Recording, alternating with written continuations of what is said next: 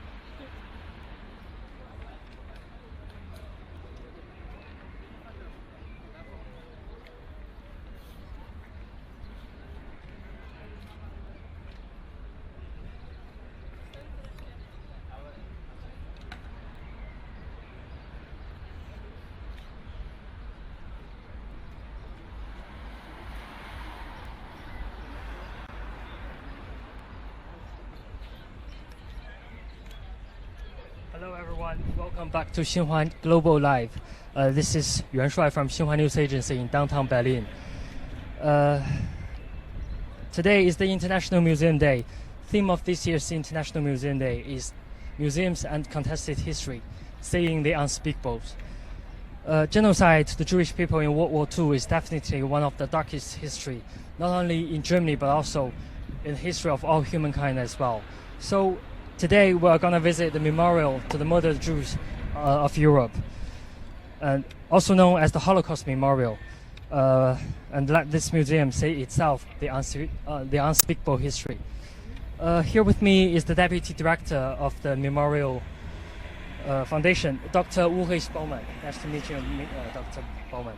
Would you please say hello to our audiences? Yeah, good day to China. Okay, thank you. Right now we're at the east side of the whole memorial site. So on the right side of me, across one street is the embassy of the United States. 1 block further away is in this direction is the Brandenburg Gate, which is the #1 must-see landmark of Berlin. And next to the Brandenburg Gate is the Federal Parliament of Germany. So we can see the memorial site landed on the very center area of Berlin. So, Mr. Baumann, why did German government decide to construct a memorial site for dark history right in this place? Actually, it was a group of German citizens who wanted to have this memorial. This is very important. It was from the citizens, from the population, the idea to have a memorial to document and to commemorate the victims of this genocide against the Jewish people in Europe, which was committed by Germans. Most of the murdered people were murdered by Germans. So this was the first step. Later, the government or the parliament decided to take the project because it was too expensive. So the citizens collected money, but they couldn't collect enough. So the government and the parliament decided to take it over. So this was the second step. And the citizens already, they wanted to have a memorial close to the places where the Nazi government planned the genocide. And actually, this is one of the places which is very close to the former Nazi government places. This used to be a ministry garden of the Nazi government. Yes, the memorial site itself was only a garden, but it's very close to the chancellery of Adolf Hitler, which is behind us, more or less. 400 in this direction. You see maybe the big tree over there. This is actually where the place was where Hitler's offices were. So it's quite close. And this area was the gardens, and later it was the place, one of the sides of the Berlin Wall between Eastern and Western Germany. So, yeah. So this is actually in the center of the city because people wanted to have it in the center because they wanted to commemorate it openly and to speak openly about the crimes. So it's a decision both of the government and also of the people. Yes. Okay. Thank you very much. So now let's enter the memorial site. Yeah.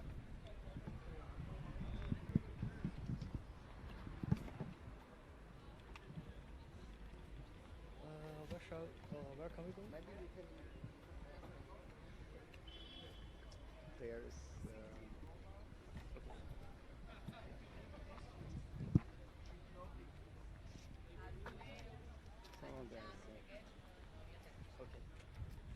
At the beginning, they just wanted to expel them from Germany. They wanted them to leave Germany.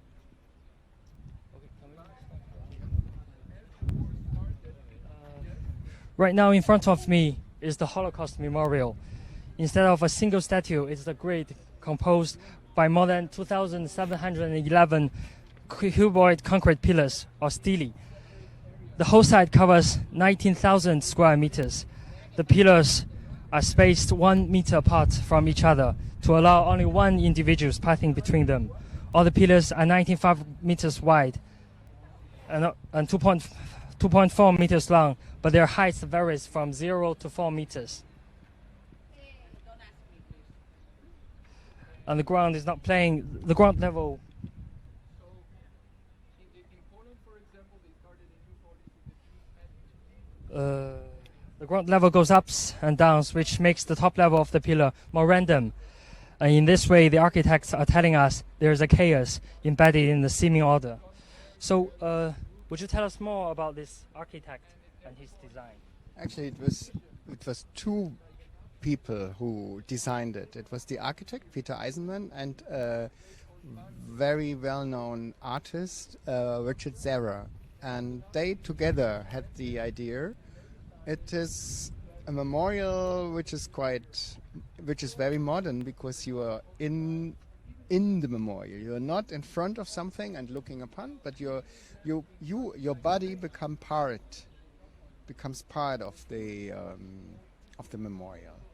And actually, there was only an argument between the government and the artists about the sizes of the stones, and the government wanted to have it quite open to the city. And in the first sketch, the artist wanted to have the blocks very high. So Richard Serra was not willing to find a compromise with the government, so he went out, and Peter Eisenman finalized it. He finished it alone. So he's the one who is more well known, but it actually the idea was by the two people, so to say. And it's open to interpretation. It's very important. There's no inscription. People can interpret it in their own ways, as they wanted.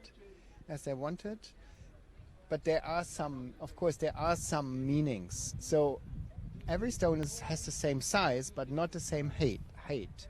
And also the inclination is different. So this stands for individuality of the victims. So every victim is different to the next one, so to say. And the other thing is... so it's the symbol of the individuals. Yes, somehow it's the symbol of the individuals.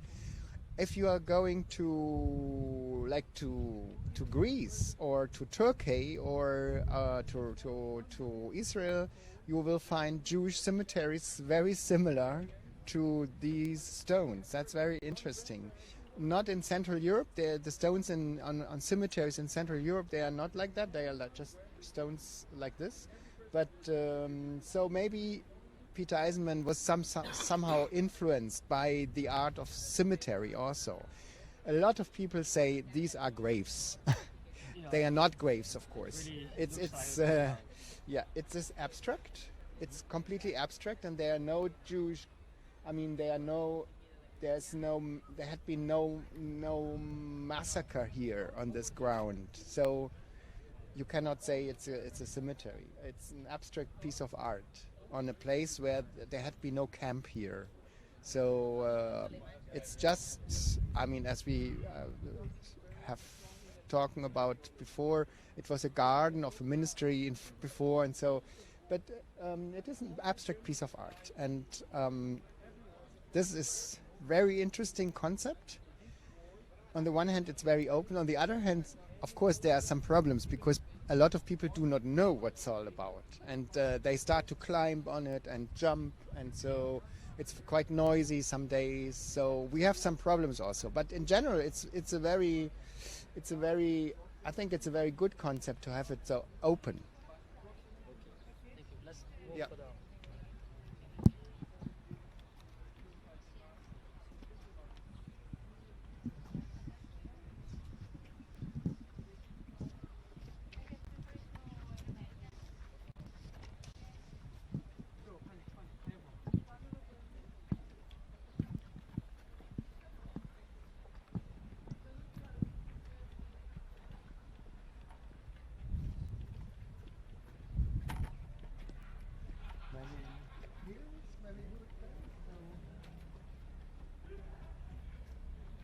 Yeah, okay. Now I think we reached the bottom of this screen. Yeah. Okay. Now as we're entering the ground, as we're entering the grade, the ground level goes down and down, and in this center area, the stelaes are becoming much higher than me. Before I entered the grade, I was in sunlight, but right now I'm deep in the shadows. If you are with me, you can feel the temperatures also went down. The passage is narrow. It seems that you are trapped in the bottom of a pit. If you don't move carefully, you might bump into the cold, solid, gray concrete giants. And all these feelings add up to make you suppressed. You can't help to associate these pillars to some horrible beings with great powers in your life. And you never dare to make them notice you, not to mention irritate them. So, what do you feel now, Mr. Bowman? For me, of course, it's not the first time to be here. Yeah, I have to. For me, it's I'm familiar with the place, but yeah, I think it's very powerful, and it's a place to somehow to get quiet, to think about the past, about victims. As you hear, it is not a place of reflection, a place of feelings. It's not easy during daytime often if you hear the voices of the other guests, of the tourists, but actually it is still something that that has power. Yeah. So the expression of this architect is to express the feelings of solemn and serious. Yeah, and also maybe somehow being imprisoned by the situation, because you're between the big stones, a little bit not free, feeling not free, because but in his concept it's very important that you always see an end, you know. Okay. You see an escape. I mean, it would be also very dangerous for the visitors if it would have been constructed as a labyrinth. So something there where you would get lost. Of course, we did not want to do that, because people would maybe get anxious and so. We do not want to, to create such feelings that people get. Really trapped in. Yeah. Okay, now let's get back to the underground. Yes, to the underground part. Good. Mm-hmm. Okay.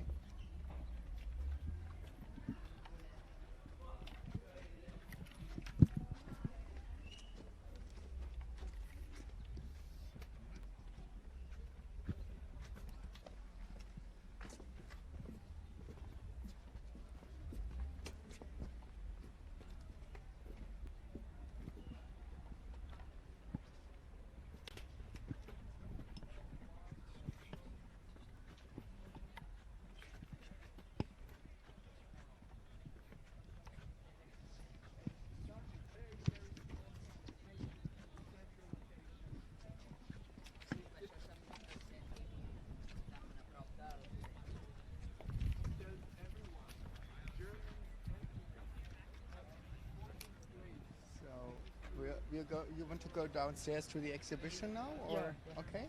So we have to find our way.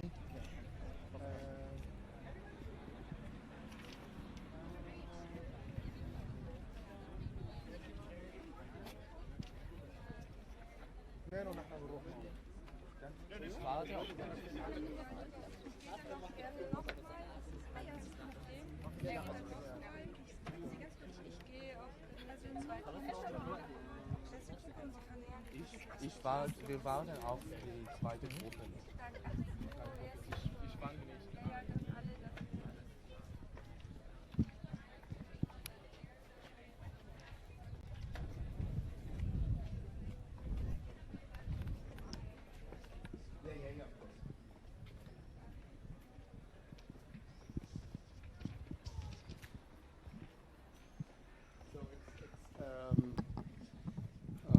So you're sending now all the time, or do you have some parts where you have commercials, or?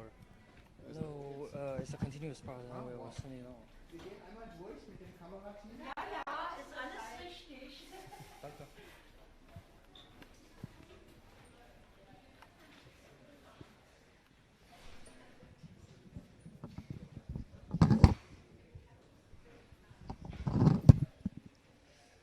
Okay, now we are at the beginning of the underground part of this memorial site, and it has an exhibition. And as the prologue of the exhibition, there is a quotation on the wall from Primo Levi, a survivor from Auschwitz, the most fatal extermination camp, and it says, "It happened, therefore it can happen again." This is the core of what we have to say. Levi was a member of the Italian resistance. Yeah, he was arrested in 1944 and deported to Auschwitz. He survived from it and began to write about the extermination camp. However, he committed suicide in 1987. And what had he written about the experience during the wartime? Could you elaborate more? Actually, for us, this was we were discussing a long time about the beginning of the exhibition. And for us, it was important to have one quotation which maybe, leads the visitors to today. So if they understand that this can happen again, they would be more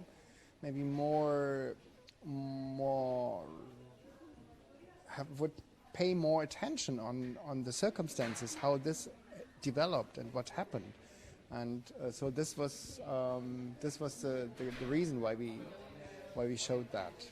So we have to be very cautious in case the tragic happen again. Yes, yeah. No, the exhibition starts from this hallway. Yeah. And on the wall we can see chronological descriptions and photos about the Holocaust. Would you give us some more detailed description about this? Should I? Okay. Yeah. The Holocaust is not an easy history, part of history. It's very difficult to understand on one way, and we decided to give an introduction at the first, before the beginning of the exhibition. So, of course, we had to start somewhere. We did not speak about the older past.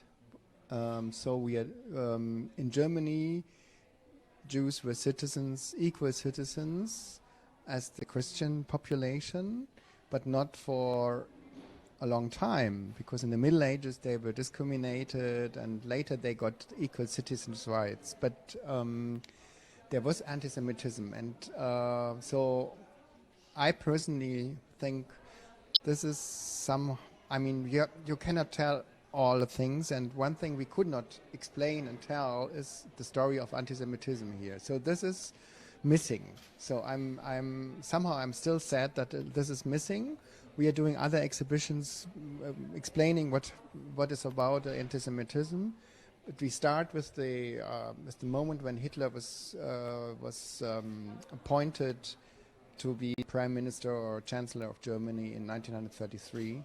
And then from this on, we start to tell the story. So the Nazis were racists. They had a theory that Jews were an own race and even a minor race, which is nonsense. But they believed in that, and they started to discriminate against the Jews, and they took the citizens' rights from them.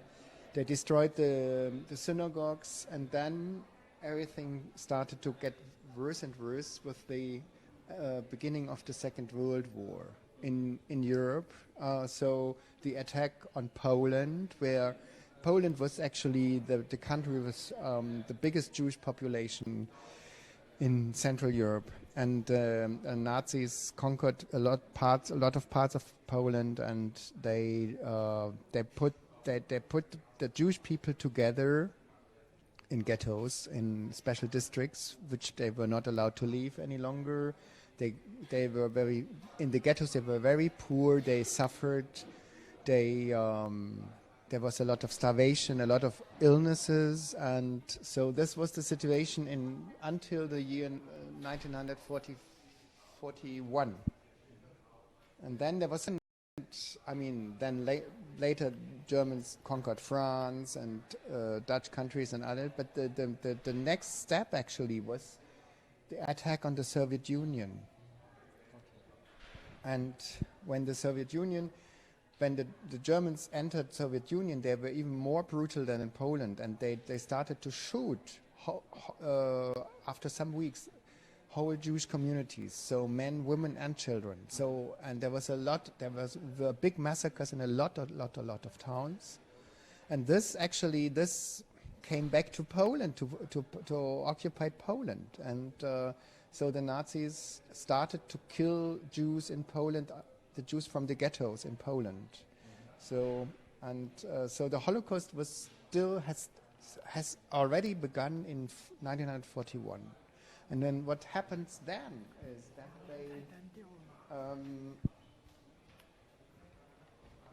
that they set up, the Nazis set up in Berlin, and they have a meeting in a villa in Wannsee district, and the so-called Wannsee Conference. The so-called Wannsee Conference, and a lot of people think that the Holocaust was planned and decided there, but this is not true. The Holocaust started already before in Poland and in the Soviet Union. But then at the Wannsee Conference, they decided that they will spread the crime on all Jews in Europe under their influence. So to start also deportations to extermination camps or mass shooting sites in Poland and Soviet Union. And that's what they did from France, from Dutch countries, later from Italy, later from Hungary, and so Romania. So Romania, actually, the center of Romania was so parts of Romania were conquered by Hungary, and from these parts, from the conquered Hungarian parts of Romania, they deported people from the inner Romania. Nazis were not getting the permission of the Romanian government to deport the Jews, but actually the deportations were nearly from all over Europe to occupied Poland. Okay. And at the end of the hallway, we can see pictures of 6 victims. The second woman from the left side was from Poland, and she was a mother of 7, and she was murdered in Auschwitz in 1943. And this 11-year-old boy was from Prague. He was deported to Auschwitz in September 1943, and there has been no trace of him since. The girl from the right side was from Lyon. She was deported to Auschwitz at the end of May 1944. She survived until the liberation of the camp, but died months later. So why do the memorial choose these photos to display here? We actually, it was very complicated process. We knew that we have probably place for about 6 portraits. Of course, 6 is a symbolic number because of the 6 million Jews who were killed. So we decided maybe young people, old people, religious people, not religious people, women and men, and that was the reason why we decided to have different different countries also, and then we tried to find pictures where actually where people were, before the persecutions. They look happy, and that was very important for us to have the message that people who lived their lives were killed. So Actually, the expressions on their face are quite happy and quite delight. Yeah. But nowadays, as we look at them, they are quite a little bit frightening Yeah. to us. Yeah. Okay. Okay, let's move on to the next room.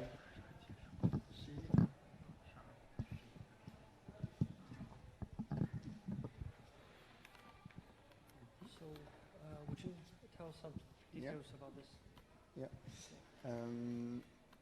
So the first room is, we call it Room of Dimensions, and it's called Room of Dimensions because of the dimension of the mass murder, the personal one, which you can see on the floor. We have chosen letters, postcards, diaries where people wrote something about their destiny, and we try to find sources, documents where they make up their minds on the whole crime, which is, of course, you write a lot about personal things, but sometimes they wrote also about the whole thing they witness, and that's what we were looking for somehow. It's 15 sources, and we have changed already some, so there had been others before, and from different countries. That is important, different countries. And the countries are also on the wall.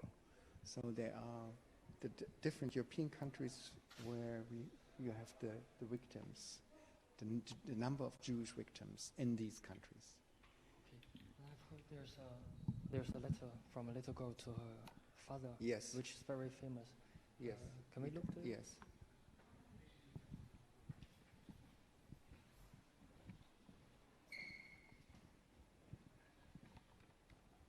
So this is something here. Maybe I can also talk about the process of our work, because this is a typed version of the letter, typed by editors of the so-called Black Book in the Soviet Union, where they collected sources about the German crimes, and they typed the letter. There's a letter of the mother and the letter of the daughter, 2 letters, and the daughter says, "Dear father, I'm saying goodbye to you before I die. We would so love to live, but they won't let us, and we will die. I'm so scared of this death, because small children are thrown alive into the pit. Goodbye forever. I kiss you tenderly. Judith." And Judith, or Judita, was the girl. Actually, now we know a lot more about this, and probably we will change a little bit the exhibition here soon, because we found a picture of the original letter, which is very moving, which she wrote to her father. The other thing is that you might have the impression that she is describing something which is just before her, so that she's writing before she's shot. But we know today that she was not shot in this moment, but she somehow was writing her fear, because they witnessed in this little village, they witnessed a mass murder, which was in July 1942 of about 800 people, but she survived. But she saw it, but she did not survive at the end. But she survived this one, and I think she wrote it after somehow witnessing this massacre, and she was very anxious. And then they were able to escape, she and her brother and her mother, obviously, to the forests. But she was killed in January 43. Somehow they were shot. But maybe somehow fighting or whatever under different conditions maybe. So this is something in between a direct witness and a moment of thinking about the crime. So and you see, so she became witness. She became victim of the Holocaust, but later. Okay. Mm-hmm. Let's move to the next one. Yeah.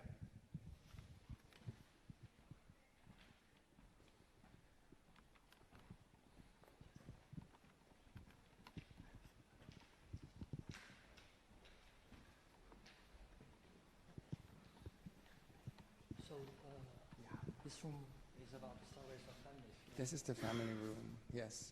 So the idea was that we explain different family stories and show how rich the Jewish life in Europe was.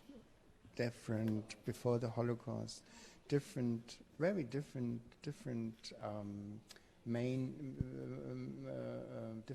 ways of living, rich, poor, religious, not religious. So a lot of different things, and different countries, different Jewish communities, and also inside the families, people who survived and people who were killed. So. And so that's the idea of this room. Okay. Yeah. Is there any family in this room that gives you a very deep impression? Yes, I mean a lot of them. I mean maybe we can go. Okay, there somehow. Now we have visitors, but yeah. So.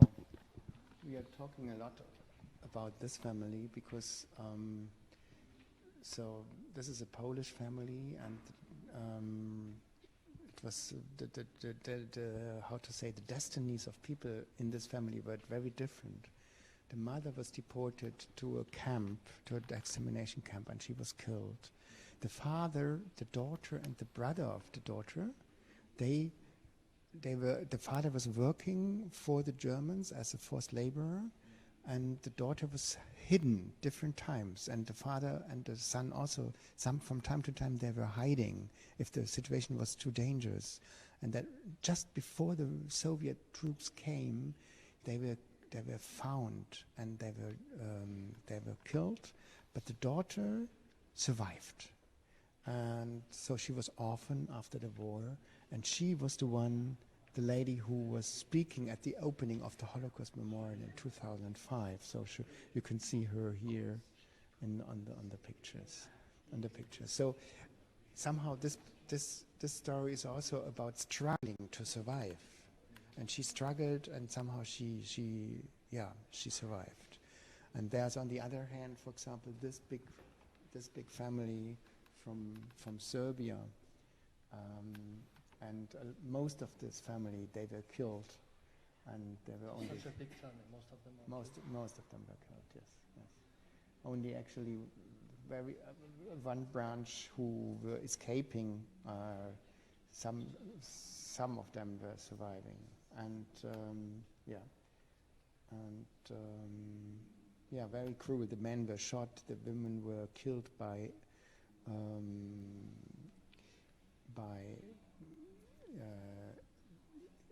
how is that in English?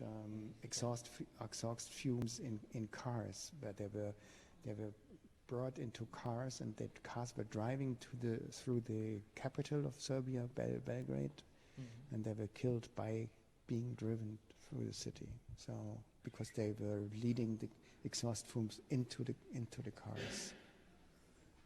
So very brutal. Yeah. This was a German cars, and the Germans were doing that. Yeah.